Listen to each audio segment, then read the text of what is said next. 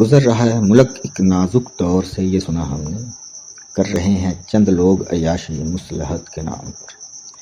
میں بن کے ترجمان عوام کا گیا لیڈروں کے پاس، انہوں نے بھی کہا چپ رہیں مصلحت کے نام پر۔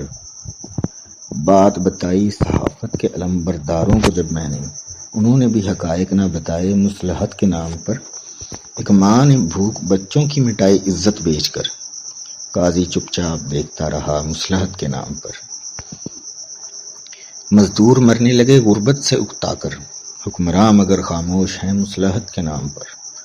کمزور کو دبایا گیا، زندہ درگور کیا گیا، مگر اہل زباں دیکھ کر گزرتے رہے مصلحت کے نام پر۔ قرض اور بھیک لے کر عیاشی کریں حکمراں، مگر عوام دے ٹیکس خون نچوڑ کر مصلحت کے نام پر۔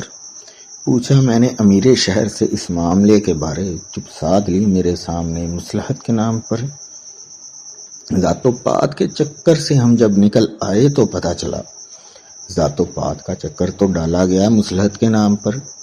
غریب کا گھر بک گیا، بچے پڑھ نہ سکے اس کے، بچے اس نے لگا دیے کام پر مصلحت کے نام پر۔ منشیات کا زہر گلی گلی بکنے لگا جب سرعام، چوکیدار نے کہا خاموش رہیے مصلحت کے نام پر۔ پھانسی پر چڑھا دیا مقتول کے وارث کو منصف نے، گلے میں ڈال دیا اس کے پھندا مصلحت کے نام پر۔ اعظم تو کب تک یوں خاموش تماشائی بنے گا؟ کیا تو نے بھی چپ سادھ لی مصلحت کے نام پر؟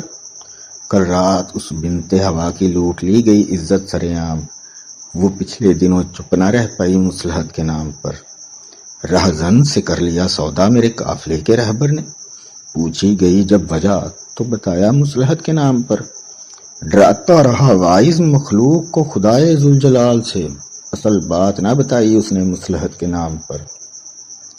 نشان منزل تھے جن کے ابا، وہ گدی نشیں اب بنے خدا، بتاتے نہیں وہ رستہ خدا کا مصلحت کے نام پر۔